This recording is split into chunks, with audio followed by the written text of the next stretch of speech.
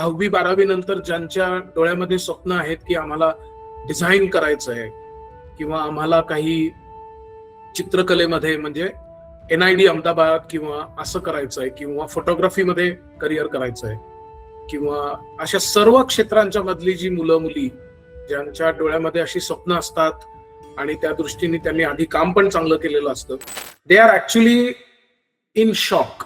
My appeal to the audience today is to find a common ground आणि त्याच्याबद्दलचे काही suggestions मी तुम्हाला देणार आहे. मॅन्युफॅक्चरिंग मध्ये सुद्धा मला माहित नाही या कॉलवर किती लोक आहेत. चायनामध्ये, जर्मनीमध्ये there is something called dark factories. मिथॉस किंवा या प्रकारच्या सॉफ्टवेअर जर रिलीज झालं तर त्याच्यामधनं आपल्याला कोणते धोके बँकिंग सेक्टरसाठी येतील याच्याबद्दल राजकीय, राष्ट्रीय आणि केंद्रीय स्तरावर जर का बैठकी घ्याव्या लागतायत तर आपल्यासारख्या छोट्या विश्वामध्ये आपण त्याचा विचारही न करणं कितपत योग्य आहे.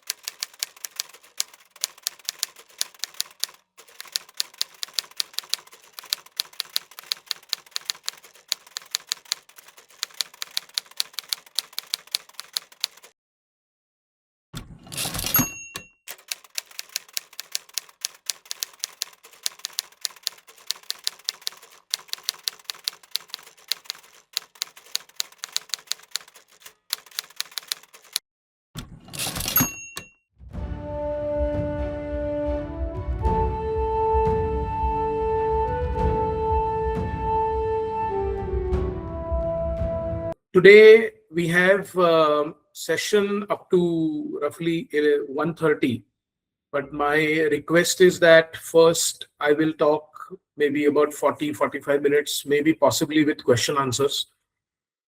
And I will talk about the topic of artificial intelligence, what it means for career planning, and how we can use AI in career planning itself. And then, of course, I will hand it over to my guru. So Avinash Dharmadhikari sir is my guru, and he taught me history way back in 1979-80. And I will also say that in terms of artificial intelligence and the kind of movement that we are seeing worldwide, that if you want to survive, if you want to excel in the era of artificial intelligence, then the types of study skills, the type of learning, the type of methodology of curriculum or knowledge acquisition, all of this is something that is being talked of in general. And many of those principles were already implemented by Avinash Dharmadhikari sir when I was in school. So this is like 40 years ago. तर खूप वर्षापूर्वीपासनं AIच्या जगामध्ये काय काय लागेल याच्याबद्दलचं बराचसा विचार आणि त्याच्याबद्दलचं बरंचसं काम हे ऑलरेडी माझ्या गुरूंनी केलेलं आहे की जे माझ्या नंतर बोलतील. तर त्याच्यामध्ये what I want to share with you is की सगळं जग आता हे आर्टिफिशियल इंटेलिजन्स कडे खूप आदराने, भीतीने आणि कुतूहलाने बघताय. आणि याच्यामध्ये जास्ती भीतीचा भाग आहे आणि त्याच्याविषयी मी फारसं काही बोलायला पाहिजे असं मला वाटत नाही. तुम्ही जर पेपर कधीही काढून बघितलात तर every other day you will see की आर्टिफिशियल इंटेलिजन्स मुळे काहीतरी जॉब मार्केटमध्ये मोठा धोका निर्माण झालेला आहे आणि तो झालेलाच आहे. तर आता फॉर एक्झाम्पल ऑरेकलनी 30,000 लोक काढली किंवा मायक्रोसॉफ्टनी आणि मेटानी मिळून 24,000 लोक जगामधनं काढली किंवा त्याच्या आधी सुद्धा अशा बऱ्याच बातम्या आपण ऐकत असतो. आता कॉग्निझंट मधली बातमी आहे, अशा कितीतरी बातम्या आपण ऐकत असतो. आणि हे झाल्यानंतर आता आमच्याकडे जे करिअर काउन्सिलिंगला मुलं येतात त्याच्यामध्ये पण ही भीती सतत रिफ्लेक्ट होते. आणि तुम्हाला असं वाटेल की this is only about how AI is impacting IT किंवा टेक्नॉलॉजी. असं काही नाहीये उरलेलं. मला माहित नाही तुमच्यापैकी किती लोकांनी ही बातमी वाचली, पण तुंबाड या सिनेमाचा जो डायरेक्टर आहे, प्रोड्युसर आहे, त्यांनी आता एक मूवी काढला. त्याचं नाव आहे मनपिशाच. आणि मनपिशाच हा जो मूवी आहे त्याचं संपूर्ण बजेट त्यांनी इंटरव्ह्यू मध्ये सांगितलं वॉज ₹33,000. 33,000 रुपयामध्ये त्यांनी पूर्ण मूवी तयार केला. आपण धुरंधरचं बजेट लक्षात घेऊया. त्या तुलनेमध्ये आपल्याला एक पूर्ण 82-84 मिनिटाचा फुल स्केल मूवी हा 33,000 रुपयामध्ये काढता येतो एआयच्या साह्याने. हे ऐकल्यानंतर भीती वाटते. आणि अनेक लोक जे क्रिएटिव्ह फील्ड मध्ये जात आहेत, या फील्ड मधली लोक सुद्धा आमच्याकडे करिअर काउन्सिलिंगला येतात. किंवा 10वी-12वी नंतर ज्यांच्या डोळ्यामध्ये स्वप्न आहेत की आम्हाला डिझाईन करायचं आहे, किंवा आम्हाला काही चित्रकलेमध्ये म्हणजे NID अहमदाबाद किंवा असं करायचं आहे, किंवा फोटोग्राफीमध्ये करिअर करायचं आहे, किंवा अशा सर्व क्षेत्रांच्या मधली जी मुलं मुली ज्यांच्या डोळ्यामध्ये अशी स्वप्न असतात आणि त्या दृष्टीने त्यांनी आधी काम पण चांगलं केलेलं असतं, they are actually in shock की अशा तऱ्हेच्या गोष्टी जर का AI करायला लागलं तर what will be the future for me. आणि माझ्या आवडीचं क्षेत्र मी जरी निवडलं तरी सुद्धा त्याच्यामध्ये if AI is going to compete with me तर माझं काय होईल. आणि आजचा विषय आपल्या टायटल आहे AIच्या युगाची तयारी करताना. So I am predominantly going to talk about how the students should prepare. आणि when I say students, mostly I have 10वी, 11वी, 12वी, may be first second year of graduation ही मुलं. पण मला हे दिसतं पण आहे आणि मला माहिती आहे की पालक सुद्धा या कॉलवर आहेत. आणि बऱ्याच पालकांना सुद्धा ही भीती आता सतावते आहे असं आम्ही जेव्हा काउन्सिलिंग करतो तेव्हा जाणवतं. एस्पेशली मिड लेवल मॅनेजमेंट लोक, यांना शाश्वती नाहीये की त्यांचा जॉब अजून 5 वर्ष राहील. किंबहुना आर्टिफिशियल इंटेलिजन्स मध्ये जी लोक, ज्यांना आपण दादा लोक, ताई लोक, आजोबा आजी लोक म्हणू, या सगळ्यांनी जे आकडे सांगितलेले आहेत ते ऍक्च्युली भयप्रद आहेत.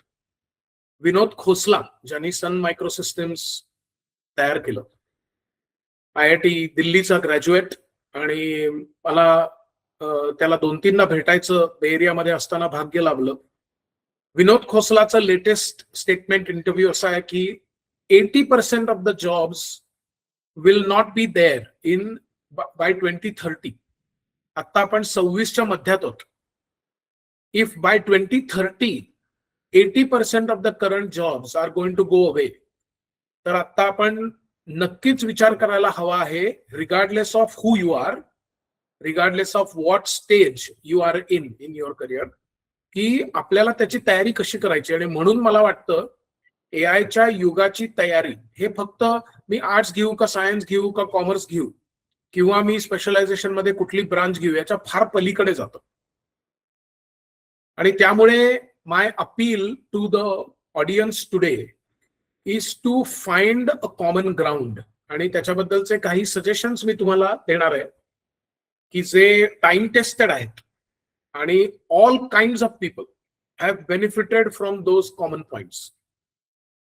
तर त्याच्यामध्ये आधी मुळामध्ये आर्टिफिशियल इंटेलिजन्स आणि हे जे तंत्रज्ञान आहे याचं एकूण व्याप्ती जर आपण लक्षात घेतली तर AI हे फक्त टेक्नॉलॉजी किंवा मॅन्युफॅक्चरिंग मध्ये इम्पॅक्ट करत आहे असं नाहीये. IT मध्ये तर आहेच आहे, त्याविषयी मी बोलत सुद्धा नाही, कारण you keep reading about it in the newspapers all the time.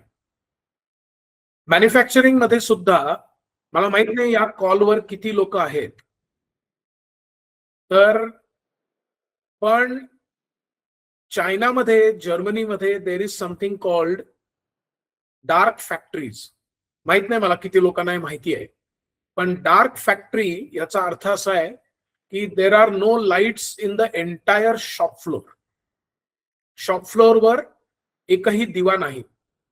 आणि तुम्ही विचार करा, टाटा मोटर्स सारखे एक मोठं कुठलं तरी केंद्र आहे ज्याच्यामध्ये मॅन्युफॅक्चरिंग होतं, आणि त्याच्यामध्ये पूर्ण शॉप फ्लोअरवर एकही दिवा नाही.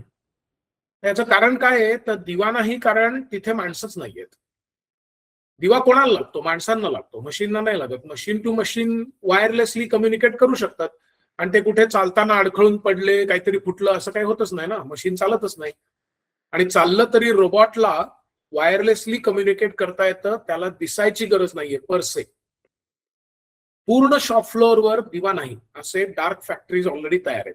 आता ही गंमत नाहीये. डार्क फॅक्टरी याचा अर्थ असा होतो की याच्यामध्ये 24/7 ऑपरेशन चालू आहेत. 24/7. तिथे सुट्टीचा प्रश्न नाहीये किंवा लंच टाइम झाला किंवा चहाची वेळ झाली, असलं काही नाहीये. आणि ते नाहीये याचा अर्थ जर का तेच काम 24 तास आठवडाभर चालू राहणार असेल तर त्या प्रोडक्शनची कॉस्ट कमी येणार आहे. आणि ती प्रोडक्शनची कॉस्ट कमी आली तर भारतातली किंवा अन्य देशातली लोक हाऊ विल दे कम्पीट?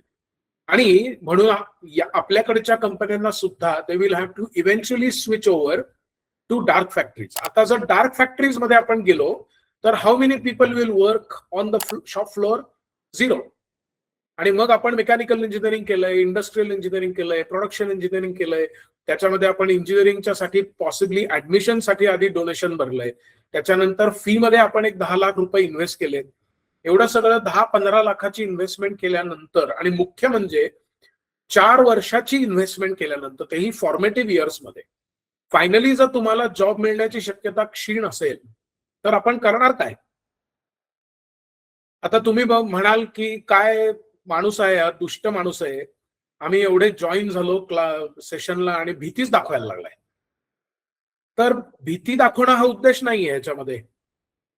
आपल्याला जो काही तयारी त्याची करायची आहे ती का करायची हे मुळात प्रश्न समजणं महत्वाचं आहे. म्हणून मी तुमच्यासमोर प्रश्न मांडतोय, तुमच्यासमोर भीती दाखवत नाहीये. कारण before I hand it over to my guru, I am also going to tell you what we need to do.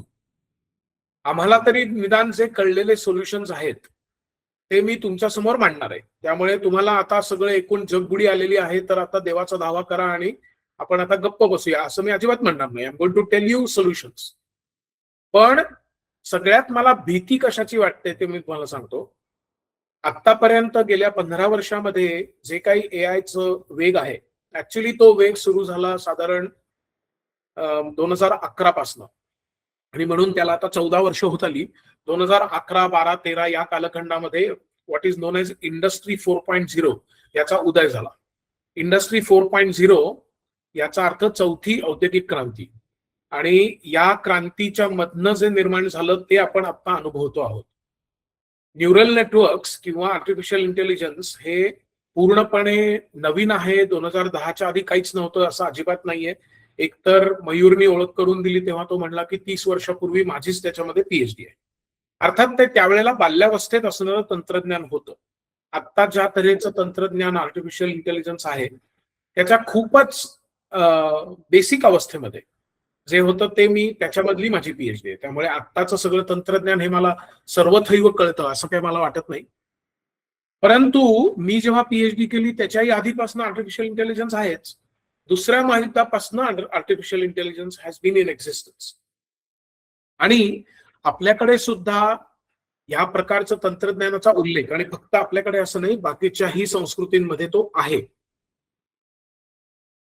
भोजराजाच्या काळापासून अशा तऱ्हेच्या रोबॉट्सचा उल्लेख हा आपल्याला डेफिनेटली सापडतो. आणि फक्त आपल्या संस्कृतीत नाही बाकीच्याही संस्कृतीमध्ये तो सापडतो.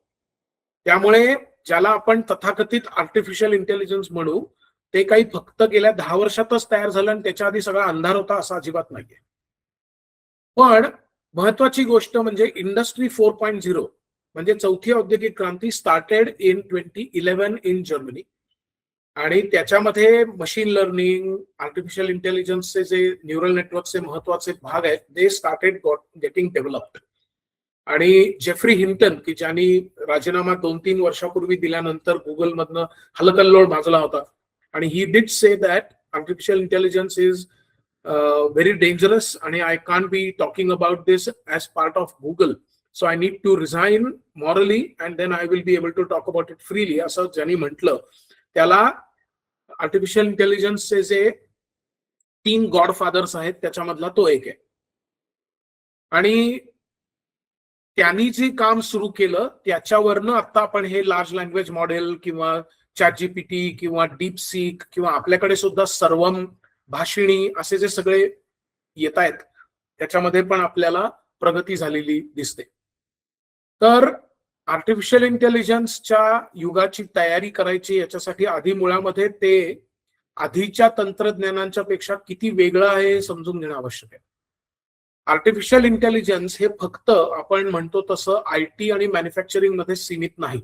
त्याची मी तुम्हाला असंख्य उदाहरणं देऊ शकतो की ज्यावरनं आपल्याला लक्षात येईल की, आणि ज्याच्याबद्दल मी माझ्या जगभर जिथे मी बोलतो एआयच्या बद्दल तिथे माझ्या ऑडियन्सेसला खुलं आव्हान देतो की तुम्ही मला कोणतंही फील्ड सांगा, त्याच्यामध्ये मी आर्टिफिशियल इंटेलिजन्स कसं इम्पॅक्ट करता याची किमान 2 कंपन्या तुम्हाला सांगू शकेन, आणि काही प्रमाणामध्ये त्यातली एखादी कंपनी भारतीय असू शकते. तर सगळ्यात महत्वाचा फरक आधीच्या तंत्रज्ञानाच्या तुलनेत इंडस्ट्री 4.0चा किंवा स्पेसिफिकली आर्टिफिशियल इंटेलिजन्सचा हा आहे की आर्टिफिशियल इंटेलिजन्स हे तंत्रज्ञान आणि मॅन्युफॅक्चरिंग आणि IT याच्यासाठी सीमित नाही. त्याच्यातनं चित्रकला, design, architecture, commerce, finance, management, languages, सर्व क्षेत्रांच्या मध्ये आपल्याला मोठा, मूलभूत आणि दूरगामी असा इम्पॅक्ट दिसतोय. हा त्यातला सगळ्यात महत्वाचा भाग आहे. I will give you some examples and then I will tell you एआयच्या युगाची तयारी कशी करायची. समजा तुम्ही कॉमर्सचा विचार केलात, काही लोक आता 10वी 11वी 12वी नंतर कॉमर्सचा विचार करतील, ते म्हणतील की चार्टर्ड अकाउंटंट होतो किंवा कंपनी सेक्रेटरी किंवा ऍक्च्युरियल सायन्स किंवा FRM किंवा CFA किंवा CFP यापैकी काही. हे जर करायचं झालं तर लक्षात घेण्याची गोष्ट अशी आहे की त्याच्यामध्ये आर्टिफिशियल इंटेलिजन्स ऑलरेडी खूप मोठ्या प्रमाणामध्ये घुसलेलं आहे. प्रॉब्लेम असा आहे की जे क्लासेस तुम्ही CS साठी जॉईन करणार त्या क्लासेस मधल्या शिक्षकांना याची जाणीव आहे का नाही असा मला प्रश्न पडतो. आणि BCom आणि MCom झाल्यानंतर जॉब मिळत नाही हे वस्तुस्थिती गेली 10 वर्ष आहे भारतामध्ये. त्याच्यानंतर काहीतरी करावंच लागतं. पण आता ICAI म्हणजे CA ची जी एपेक्स बॉडी आहे त्यांनी मला 3दा बोलवलं मागच्या वर्षी, यावर्षी एकदा, आणि त्याच्यातल्या एका वेळेला तर निर्मला सीतारामन स्वतः येणार होत्या पुण्यामध्ये, त्या काही कारणाने येऊ शकल्या नाहीत. पण चार्टर्ड अकाउंटन्सी मध्ये आर्टिफिशियल इंटेलिजन्स शिकल्याशिवाय यापुढे पर्याय नाही याची जाणीव सर्व चार्टर्ड अकाउंटंट्सना आहे. दुर्दैवाने फक्त 5% लोकांनी आता एआयचं फॉर्मल शिक्षण घेतलेलं आहे. 95% CAंना एआयच्या बद्दल माहिती आहे पण ज्ञान नाही. त्याचा धोका आहे हे कळतंय, पण त्याच्यावर ते ऍक्शन घेत नाहीयेत किंवा घेऊ शकत नाहीयेत. इनफॅक्ट ICAI मला एआयचा भाग CA फायनल मध्ये कसा आणता येईल याच्याबद्दल काही सजेशन साठी बोलवलं होतं. तेच बाब कंपनी सेक्रेटरी मध्ये पण आहे आणि तीच बाब बिझनेस अॅनालिटिक्स मध्ये सुद्धा आहे. Business analytics, chartered financial analyst, actuarial science या सर्व प्रकारांच्या मध्ये जेव्हा तुम्ही you are dealing with standard rules, हे रूल्स तुम्हाला मशीनला शिकवणं अगदी सोपं आहे. आणि ते शिकवल्यानंतर जर का तेच काम तुम्हाला चकटफू करून मिळणार असेल तर तुम्ही CA कडे का जाऊ? हे आता नाही घडणार आहे, अजून 1, 2, 3 वर्षामध्ये काही घडणार नाहीये. त्यामुळे आपल्याला ह्याचे एकदम जाणीव लगेच होईल उद्या परवा असं नाहीये. माझा मुद्दा हा आहे की जी मुलं आता करिअरच्या या टप्प्यावर आहेत की 10वी 11वी 12वी CAचं पहिलं वर्ष वगैरे फायनान्स मधलं काही, या लोकांनी याचा विचार करायला नकोय का? हा माझा मूळ मुद्दा आहे. समजा आपण दुसरं फील्ड घेतलं, लँग्वेज. पूर्वी अनेक लोक BA MA PhD करायची. BA MA तुम्ही कुठलीही भाषा घ्या, जर्मन घ्या, इंग्लिश घ्या, फ्रेंच घ्या, मराठी घ्या, हिंदी घ्या, कुठल्याही भाषेमध्ये जर तुम्ही काम केलं आणि त्याच्यात BA MA केलं तर तुम्हाला काही प्रकारचं कॉन्टेंट क्रिएशन, म्हणजे जे तुम्हाला मार्केटिंगला लागतं, काही कॉन्टेंट तयार करायला की तो शिक्षणासाठी लागू शकतो, मॅनेजमेंट साठी लागू शकतो, हे सगळं लागतं. All of these things would be your jobs, the financial openings which will give you financial stability if you did your bachelor's and master's well in the language. दुसरा भाग होता म्हणजे की a lot of people were engaged in translations. आता तुम्ही सांगा की content creation आणि ट्रान्सलेशन याच्यापैकी काय चॅट जीपीटी किंवा डीपसीक करत नाही आणि एका सेकंदात मिळेल तुम्हाला. इनफॅक्ट मी बरेच वेळा हे प्रयत्न करून बघितले की मराठीमध्ये समजा आपण बघितलं तर अक्षर गणवृत्त आणि मात्रावृत्त अशा कवितांचे प्रकार आहेत की ज्याच्यामध्ये काव्य करणं त्या मानाने अवघड आहे मुक्त छंदापेक्षा, स्ट्रक्चरसाठी म्हणतोय. तर मी आत्ता काही दिवसापूर्वीपर्यंत चॅट जीपीटीला मधनं विचारून बघत होतो की मला शार्दूल विक्रीडितामध्ये या विषयावर कविता करून दे, आणि ते देऊ शकत नव्हतं, पण आता ते देऊ शकतंय. म्हणजे कविता सुद्धा लयबद्ध तुम्हाला जर का चॅट जीपीटी, आता ती खूप चांगली नाहीये अजिबात, मला ती कविता अशी फार काही मनाला भिडते असं दिसत नाही, पण it is just matter of time. म्हणजे जी मुलं आता 9वी 10वीत आहेत आणि if they want to get into poetry writing किंवा they want to get into BA और MA literature for the purpose of creating livelihood for themselves, seeking a job or creating jobs, then don't you think they should be concerned that a tool which is available on your mobile for free can create a good deal of content of reasonable quality, if not the best, in fraction of the time and for practically zero cost? Should we not be concerned about this? त्यामुळे एक मोठा chunk मी म्हणतोय की जे BA languages मध्ये करतायत, MA करतायत किंवा BCom आणि तत्सम वाणिज्य, फायनान्स किंवा कॉमर्स क्षेत्रामध्ये काम करतायत, these people should be definitely concerned. त्याचे मी तुम्हाला 2 क्विक उदाहरणं देतो. देर इज समथिंग कॉल्ड सॅस्पोकलिप्स, म्हणजे अँथ्रॉपिकनी जे तयार केलं क्लॉड कोवर्क, त्याचे एकूण त्यांनी 13 APIs जाहीर केले. यातली टेक्निकॅलिटी आपल्याला आता नाही समजली तरी चालेल. थोडक्यात त्यांनी काही टूल्स तयार केले आणि त्या टूल्स पैकी 3 टूल्स हे पूर्णपणे फायनान्सच्या वर्ल्डसाठी उपयुक्त आहेत आणि ते तुम्हाला प्रॅक्टिकली चकटफू मिळणार आहेत. आणि तुमच्या कंपनीचं बॅलन्स शीट घ्या, कंपनीचं प्रोजेक्शन्स घ्या, कंपनीचं जे जे तुम्ही फायनान्समध्ये करता त्याच्यासाठी अँथ्रॉपिकचं कोवर्क, क्लॉड कोवर्कचा जर तुम्ही API घेतलात आणि तो तुमच्या सिस्टीममध्ये इंटिग्रेट केलात तर तुम्हाला फायनान्समध्ये काम करणाऱ्या 15, 20, 30 लोकांची टीमच लागणार नाही. हे करणारी जी लोक समजा KPMG आहे, डिलॉइट आहे किंवा अशा तऱ्हेचे जे आहेत जे कन्सल्टिंग करण्यासाठी भरपूर पैसे त्यांच्यासाठी मोजायला लागतात, ही लोक लागणारच नसतील किंवा 30च्या ऐवजी फक्त 2 किंवा 3 लागणार असतील. तर बाकीच्या लोकांनी काय करायचं? आणि त्यामुळे अँथ्रॉपिकच्या कोवर्क, क्लॉड कोवर्कचे जे APIs आहेत they are definitely something that we should be worried about. हे सॅस्पोकलिप्स मध्ये झालं. आता मिथॉस नावाचं एक another software has been release by Anthropic की ज्याची दखल आपल्याला केंद्र स्तरावर पण घ्यायला लागली आहे. केंद्रीय स्तरावर आता सुद्धा निर्मला सीतारामन आणि अन्य अनेक लोक जी फायनान्स मधली आणि बिझनेस मधली आहेत they have been having meeting after meeting की मिथॉस किंवा या प्रकारच्या सॉफ्टवेअर जर रिलीज झालं तर त्याच्यामधनं आपल्याला कोणते धोके बँकिंग सेक्टरसाठी येतील याच्याबद्दल राजकीय, राष्ट्रीय आणि केंद्रीय स्तरावर जर का बैठकी घ्याव्या लागतायत तर आपल्यासारख्या छोट्या विश्वामध्ये आपण त्याचा विचारही न करणं कितपत योग्य आहे, हा माझा तुम्हाला खरा प्रश्न आहे. आणि म्हणून आपण BCom करतो आणि CA करणार आहोत म्हणजे आता पुढचं आयुष्य एकदम व्यवस्थित जाईल या भ्रमामध्ये आपण न राहणं हे आपल्यासाठी अत्यंत आवश्यक आहे. आणि त्यामुळे मी कॉमर्सचं, इंजिनिअरिंग आणि ITचं आणि तुम्हाला लँग्वेजचं हे मी उदाहरण दिलं. आता मी तुम्हाला 2-3 अजून गोष्टी सांगतो. तुम्ही जर बघितलं तर मागच्या वर्षी ऑस्कर अकॅडमीने असं जाहीर केलं की if you create a movie end to end by AI, म्हणजे काय, स्क्रिप्ट पासून ते म्युझिक पासून ते त्याची कास्ट पासून ते सर्व everything right up to the end, हे जर का तुम्ही AIच्या साहाय्याने मूवी तयार केली तर ती मूवी एक व्हॅलिड एंट्री म्हणून ऑस्कर अकॅडमी ऑस्कर अवॉर्ड साठी नॉर्मल कॅटेगरीमध्येच धरेल. बाकी वेगळी काही AI कॅटेगरी त्यांनी तयार केलेली नाहीये. ही मागच्या वर्षीची बातमी आहे. What does this indicate? की फिल्म सारखी क्रिएटिव्ह एरियात सुद्धा आर्टिफिशियल इंटेलिजन्सनी सोडलेले नाहीत. Artificial intelligence is not going to be impacting only technology. आणि त्यामुळे we will have to definitely think about how we should prepare for this onslaught. म्हणजे IT, engineering, medicine, ज्याबद्दल मी काहीच डिटेलमध्ये बोललो नाही कारण सगळ्यांना आपल्याला रोबोटिक सर्जरी आणि या सगळ्या गोष्टी माहिती आहेत.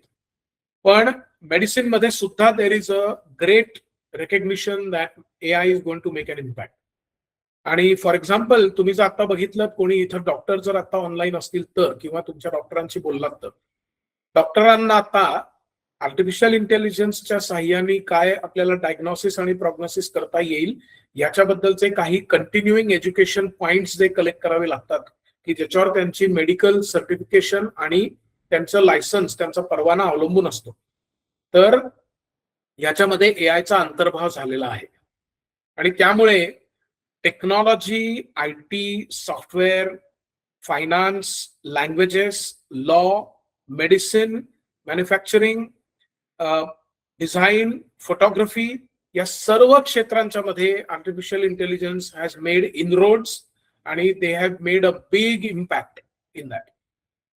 आणि त्यामुळे कोणीतरी विचारतंय फार्मसी फील्ड बद्दल. फार्मसीमध्ये सुद्धा केम इन्फॉर्मॅटिक्स, बायो इन्फॉर्मॅटिक्स किंवा क्लिनिकल ट्रायल्स याच्यामध्ये सुद्धा म्हणजे right from gene discovery, target discovery, target identification, lead identification आणि क्लिनिकल ट्रायल्सच्या चारही phases plus post clinical trials या सगळ्यामध्ये artificial intelligence is making big inroads. What used to be several $1 million requirement for creating a blockbuster drug, now it is coming down. आणि कोणीतरी आता law हा प्रश्न विचारला. लीगल फील्ड मध्ये सुद्धा artificial intelligence has made inroads. For example there is something called SUPACE आणि there is also many other tools which are in fact endorsed by the Honorable Supreme Court. Supreme कोर्टाने हे जाहीर केलेलं आहे की ज्याचा उल्लेख पहिल्यांदा आणि आग्रहपूर्वक सुप्रीम कोर्ट जजेसनी पण केलेला आहे आणि सर्व मान्यवर वकिलांनी पण ते एन्डॉर्स केलेलं आहे की त्याच्यामध्ये आपल्याला सुपेसचा वापर करायला पाहिजे. सुपेस हे भारत सरकारच्या सुप्रीम कोर्टामध्ये सुप्रीम कोर्ट ऑफ इंडिया यांनी तयार केलेली AI बेस्ड लॉची प्रणाली आहे आणि ही आपल्याला वापरणं आवश्यक आहे असं सुप्रीम कोर्ट म्हणतंय. त्यामुळे लॉ मध्ये पण सेम स्टोरी आहे. कुठलंही फील्ड असं नाही की ज्याच्यामध्ये एआयचा इम्पॅक्ट होणार नाही. आणि कोणीतरी GST वर्क किंवा गव्हर्नमेंट असे आपण प्रत्येक एरियाचं घ्यायला लागलो तर आपलं 4 तासाचं सेशन त्याच्यावरच होईल, which is not the intent. मी तुम्हाला फक्त शेवटचा मुद्दा घेऊन तुम्हाला सांगतो की गव्हर्नमेंट मध्ये सुद्धा जाऊ दे, UPSC मध्ये सुद्धा they are saying that in fact there have been articles recently की मुळामध्ये UPSC चीच गरज राहील का एआयच्या काळामध्ये इन गव्हर्नन्स आणि इन सायबर सिक्युरिटी. आता राहुलनी सायबर सिक्युरिटी बद्दल प्रश्न विचारलाय. सायबर सिक्युरिटी मध्ये तर सगळ्यात जास्ती धोका आहे. याचं कारण की मिथॉस ज्याचा मी उल्लेख केला that is all related to cyber security. Architecture मध्ये आता तुम्ही जर बघितलं तर ग्रास हॉपर नावाचं एक सॉफ्टवेअर वापरलं जातं. ग्रास हॉपर हे एआयच्या साह्याने खूप ऍडव्हान्स झालेलं आहे. तर त्यामुळे आपल्याला याच्यावरचं जे सोल्युशन आहे ते मी तुम्हाला आता पुढच्या एक 10-15 मिनिटांमध्ये सांगतो before I hand it over to my guru. कारण प्रश्न तर डेफिनेटली आहे आणि त्याची व्याप्ती मी तुम्हाला थोडक्यात का होईना I have tried to explain to you आणि ती थोडक्यातच करायला पाहिजे वेळेच्या मर्यादामुळे. पण त्याच्यावरची 2 सोल्युशन्स मी तुम्हाला सांगतो. पहिलं की आपल्याला आर्टिफिशियल इंटेलिजन्स मध्ये 2 सेक्शन्स करावे लागतील. एक म्हणजे की खुद्द एआय मध्ये काम करणे किंवा एआयच्या साह्याने तुम्हाला जे आवडतं त्याच्यामध्ये काम करणे. फर्स्ट पार्ट जर आपण घेतला तर एआय मध्ये जर तुम्हाला काम करायचं असेल तर there is lot of scope आणि त्याच्यामध्ये तुम्हाला गणित आवडणं आणि येणं हे दोन्ही महत्वाचं आहे. फक्त आवडणं चालणार नाही आणि फक्त येणं पण चालणार नाही. You must really like mathematics आणि you should be good at it. तर ते जर तुम्ही करू शकत असाल तर गणितामध्ये म्हणजे मग बीएससी एमएससी मॅथमॅटिक्स केलं, ऍक्च्युरियल सायन्स मध्ये कॉमर्स मध्ये काम केलं, खुद्द कम्प्युटर सायन्स मध्ये काम केलं, आणि त्याच्यामध्ये जर का तुम्ही, मी त्याला म्हणेन एक 10% लोक हे करू शकतात. जस्ट रफ नंबर 5 ते 10% लोक हे या लेवलला करू शकतील. सो जर तुम्ही मॅथमॅटिक्स हा विषय, स्टॅटिस्टिक्स हा विषय मनापासून आवडत असेल तर तुम्ही त्याच्यामध्ये हे काम करू शकता. आणि then you can be in the driver's seat, म्हणजे ज्याला आपण आय ऑफ द स्टॉर्म म्हणतो, की हे सगळं बदल घडवत आहे, हे वादळ आहे, सगळं ठीक आहे, पण याच्यामध्ये तुम्ही you will not sink because you will always be in the driver's seat. समजा तुम्ही दुसऱ्या कॅटेगरीचा विचार केलात की ज्याच्यामध्ये you are not good at mathematics or you are not liking mathematics, तुमचा तो आवडीचा विषय नाहीये, तर you can find what you like. आणि त्याच्यासाठी आपण चाणक्य मंडलमध्ये फाउंडेशन, प्रिपरेटरी किंवा एमपीएससी, युपीएससी, ऑनलाईन ऑफलाईन कुठल्याही याच्यामध्ये तुम्ही ऍडमिशन घेतली तर आर्टिफिशियल इंटेलिजन्स वरच आधारित असणारी आम्हीच डेव्हलप केलेली अशी एक टेस्ट, ज्याचा उल्लेख मयूरनी केला, की त्याला गेस्टाल्ट टेस्ट आपण म्हणतो. त्याच्यामध्ये आपण 21 पॅरामीटर्स पर्सनॅलिटीचे मोजतो, ते सायंटिफिकली मोजतो. आणि मी असं तुम्हाला हे आता 12 वर्षाच्या जगभर आम्ही त्याचा जो वापर केलाय त्याच्यावरनं ठामपणे सांगू शकतो की अशा तऱ्हेची टेस्ट जगात कुठेही नाही.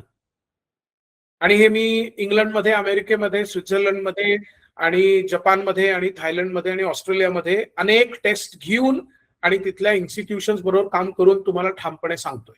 इनफॅक्ट त्याचे आम्ही 2 अमेरिकन पॅटर्न्स फाईल केलेले आहेत की ज्याच्यामध्ये 21 पॅरामीटर्स आम्ही पर्सनॅलिटीचे मोजतो. आम्ही फक्त तुमचे गणित आणि जॉग्रफीचे मार्क बघत नाही किंवा एखाद दुसरी छोटीशी कुठली तरी पर्सनॅलिटीची टेस्ट करत नाही, फॉर एक्झाम्पल 16 पर्सनॅलिटी फॅक्टर वगैरे वगैरे. आम्ही जे 21 पॅरामीटर मोजतो त्याच्यावर आधारित आम्ही 2 गोष्टी सांगू शकतो की जे एआयच्या युगामध्ये तयारी करण्यासाठी अत्यावश्यक आहे. एक, तुम्ही कोणतं करिअर करणं हे तुम्हाला सगळ्यात सोयीचं राहील, म्हणजे तुमची पर्सनॅलिटी आणि कपॅसिटी दोन्हीचा मेळ घालून आणि पुढच्या 15 वर्षामध्ये एआयच्या जगामध्ये सगळ्यात कमी इम्पॅक्ट तुमच्या दृष्टीने कुठे होईल, अशा तिन्ही गोष्टींचा विचार त्या टेस्टमध्ये आहे. एक, तुम्हाला आवडलं पाहिजे, दुसरं तुम्हाला जमलं पाहिजे, आणि तिसरं पुढे 15 वर्ष तुम्हाला फायनान्शियल आणि सोशल स्टेबिलिटी पाहिजे. या तिन्ही गोष्टी अँड आहेत, फक्त 1-2 असून चालत नाही. या तिन्ही गोष्टी सॅटिस्फाय काय करेल याचा विचार हा या टेस्टमध्ये केला जातो आणि तो एआयच्या साह्यानेच बनवलेला आहे, अप्लाइड सायकोलॉजीच्या साह्याने बनवलेला आहे. आणि चाणक्य मंडलमध्ये हे आपण रीतसर सर्व मुलांसाठी वापरतोच, त्यामुळे आपल्याला ह्याचा खूप फायदा होईल. म्हणजे विचित्र वाटेल म्हणायला, पण हे काट्यानी काटा काढल्यासारखं आहे. आपण एआयच्या साह्यानेच एआयच्या युगामध्ये चांगलं करिअर कसं बिल्ड करायचं याचं सोल्युशन शोधून काढलेलं आहे आणि त्यामुळे आपण त्याचा वापर नक्की करू शकतो. आणि हे फक्त मुलांच्यासाठी नाहीये, ही टेस्ट अर्थातच 36 देशामधल्या 30,000 मुलांनी घेतली, चाणक्य सोडून पण घेतली. त्याच्याबद्दलचं मी आता इथे विवेचन करत नाही, कारण तो आजचा विषय नाहीये. पण चाणक्य मंडलमध्ये तुम्ही विचारलं तर त्याबद्दल माहिती कळेल. मुद्दा हा आहे की एआयच्या युगामध्ये तयारी करताना मुळात स्वतःला ओळखणं, की जे चाणक्य मंडलमध्ये फाउंडेशन किंवा प्रिपरेटरी कोर्समध्ये होतं त्याला स्वची ओळख असंच म्हणतात. आणि स्वची ओळख is the foundation of foundation, self discovery. ते पूर्णपणे 29 जे मानसशास्त्रीय मुद्दे आहेत की ज्याच्यावर चाणक्य मंडलमध्ये काम केलं जातं फाउंडेशन मध्ये, ते आणि याच्यासाठी पूर्वतयारी म्हणून मुळात ते काही पॅरामीटर्स मोजणे, याच्यासाठी असणारी गेस्टाल्ट टेस्ट, या दोन्हीच्या मिश्रणातनं आपल्याला करता येईल. आणि मग जे फील्ड तुम्ही निवडाल यातनं समजा निष्पन्न झालं की तुम्ही फायनान्स मध्ये चांगलं काम कराल एक्सेट्रा, तर त्याच्यामध्ये गेल्यानंतर ते प्लस आर्टिफिशियल इंटेलिजन्सचे अनेकविध शिकलेले टूल्स हे जर कंबाईन केले तर you will be able to survive आणि excel in the field of AI. तर मी तुम्हाला सोल्युशन सांगतो आहे ते 2 फोल्ड आहे. एक, खुद्द एआय मॅथमॅटिक्स याच्यामध्ये काम करणे, किंवा दुसरं जे तुम्ही निवडाल आणि विचारपूर्वक निवडाल की जे तुमच्या पिंडाला पोषक आहे, something that suits your constitution and also you are going to be good at it based on the capacity. ह्याला एआय ची जोड द्या. एआय चे टूल्स शिका, त्याच्यामधलं गणित शिकला नाही तरी. आणि असं आहे 1,2,31,000 टूल्स आता उपलब्ध आहेत. त्याच्याबद्दलची पण माहिती आपण चाणक्य मंडलमध्ये डिस्कस करतो. त्याच्याबद्दल आम्ही एक पुस्तक पण लिहिलेलं आहे. पण मुद्दा हा की जे तुम्हाला मनापासून आवडतं आणि जमतं अशा गोष्टीमध्ये एआय ची साथ जर तुम्ही घेतली एआयच्या टूल्सची, तर तुमचं करिअर चांगलं टिकू शकतं. And so we are doing 2 things here. एक, खुद्द मॅथमॅटिक्स असलं आवडीचं आणि जमत असलं तर you can use or you can get into AI in the driving seat, or you can use AI as a tool to supplement your career. तर या 2 मार्गांनी आपल्याला त्याच्यावर काम करता येईल. आणि अर्थातच ह्याच्याबद्दलचं पूर्ण वर्षभराचा फाउंडेशन कोर्स आहे. त्याचा आपल्याला सिनॉप्सिस मी आता तुम्हाला जे सांगितलं तिथपर्यंतच आपण थांबू.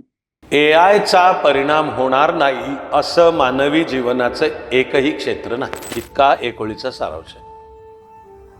मानवी जीवनाच्या सर्व क्षेत्रांवर आणि होणार आहे, भविष्यकाळ नाहीये, झाला. 65% एक्झिस्टिंग अस्तित्वात असलेली सुमारे 65% जॉब एआय खाणार आहे. पण दचकायचं कारण नाही, कारण एका कालावधीनंतर तोच एआय नव्या प्रकारच्या जॉब निर्माण पण करणार आहे. पंच उषःकाल या संस्कृतीच्या प्रारंभापासून जो शाश्वत सनातन प्राचीन काळ आहे, भारत आणि भारतीय संस्कृतीच नॉलेज बेस्ड सिव्हिलायझेशन आहे. आपण ज्ञानाचा आदर करणारी माणसं आहोत. जगासाठी महत्वाची आहे आजच्या तारखेला एआय मुळे ॲज नेव्हर बिफोर. मानवी जीवनात यापूर्वी कधीही नव्हतं एवढं आता स्वाध्यायाला महत्त्व प्राप्त झालंय. Our job is not just to follow the change. Our job is not just to adjust to the change. Our job is to lead the change.